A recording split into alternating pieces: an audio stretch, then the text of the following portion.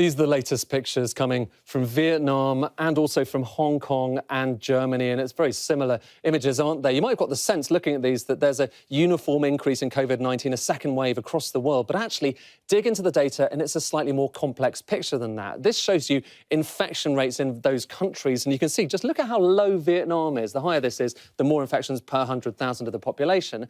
Then you've got Germany, considerably higher, but it doesn't look like it's starting to spike up dramatically, does it? But now have a look at Hong Kong, an incredibly steep rise in infections in Hong Kong at the moment. Now, these countries, three very different stories, and yet all of them are under the same blanket policy from the Foreign Office. You don't have to quarantine if you're coming back from any of those countries. And it raises some questions, doesn't it, about that policy. We've taken some of those countries which are included within the exemption list. So you don't have to quarantine if you're coming back from these countries that are the white bars here. And the higher the bars are, by the way, the higher the infection rate. So, for instance, the UK, there are 14 cases per 100,000.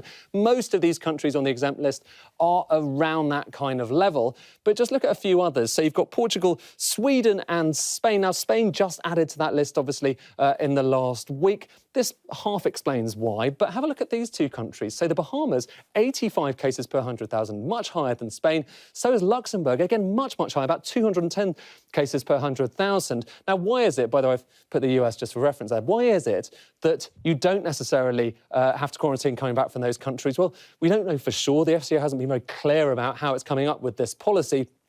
But one hint is it might have something to do with the fact that there are more people going to Spain to these other countries. So this shows you just basically tourism and travel from the UK to these countries. So Spain at the very top of the list there, then France, then Italy, and at the bottom, you can probably just about see Luxembourg and the Bahamas. So far fewer people going there. And if you combine those two data series, you get what I would call here a COVID tourism risk index. It's slightly unscientific, but it gives you a kind of sense of the impact that you might well face from those different countries and the infection rates and the tourism. And have a look at this. Look, Sweden is actually smack bang in the middle of these supposedly safe countries. The Bahamas down at the bottom, Luxembourg in the middle rather than being at the top. So that's really interesting, isn't it? But have a look at a few of these other countries as well. Portugal up there, actually below France when it comes to the impact. France, although it's got low infection rates, it has high tourism, and there you can see Spain really high, well above the others. That half explains